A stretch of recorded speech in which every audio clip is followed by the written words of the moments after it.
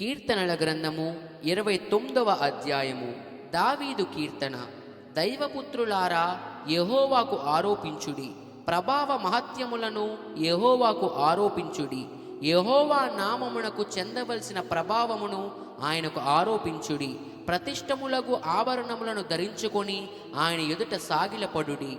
యెహోవా స్వరము జలముల మీద వినబడుచున్నది. మహిమగల దేవుడు ఉరుము వలె గర్జించుచున్నాడు. మహాజలముల మీద యెహోవా సంచరించుచున్నాడు. యెహోవా స్వరము బలమైనది. యెహోవా స్వరము ప్రభావం గలది. యెహోవా స్వరము దేవదారు వృక్షములను విరుచును. యెహోవా లెబానోను దేవదారు వృక్షములను ముక్కలుగా విరుచును.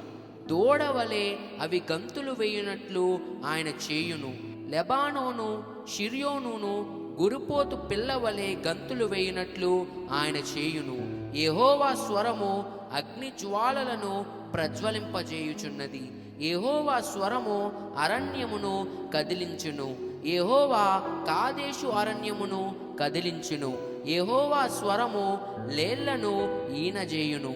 అది ఆకులు రాల్చును. ఆయన ఆలయములోనున్నవన్నీ ఆయనకే ప్రభావము అనుచున్నవి.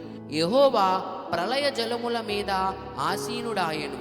యెహోవా నిత్యము రాజుగా ఆసీనుడై ఉన్నాడు. యెహోవా తన ప్రజలకు బలమును అనుగ్రహించును. యెహోవా తన ప్రజలకు సమాధానము కలగజేసి వారిని ఆశీర్వదించును. ఆమేన్.